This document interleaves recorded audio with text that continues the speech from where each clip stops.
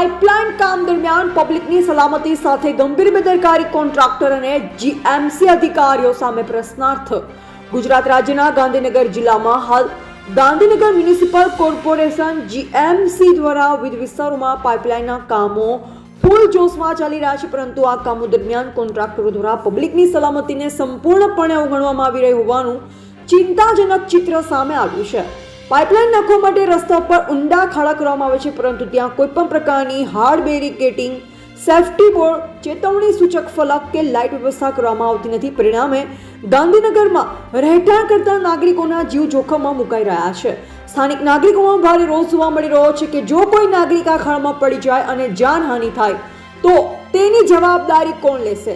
Contractor કે GMC દ્વારા નિયુક્ત કરાયેલ જવાબદાર અધિકારીઓ. આ કામો કરોડો રૂપિયાનો હોવા છતાં હજારો રૂપિયાના સેફટી બોર્ડ કે હાર્ડ બેરિકેડિંગ લગાવવાની પણ તસ્દી લેવામાં આવતી નથી.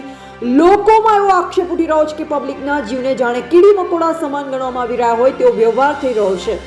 ગાંધીનગરના અનેક વિસ્તારોમાં આવી જ સ્થિતિ સર્જાઈ છે, જે ગંભીર અકસ્માતોને આમંત્રણ આપી રહી છે. હવે જો ખરેખર કોઈ મોટી દુર્ઘટના થાય તો શું સરકાર કડક પગલાં લેશે?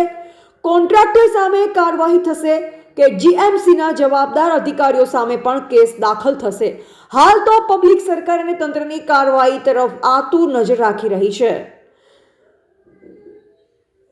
રિપોર્ટર બીકે ગોસ્વામી, ગાંધીનગર બ્યુરો ચીફ.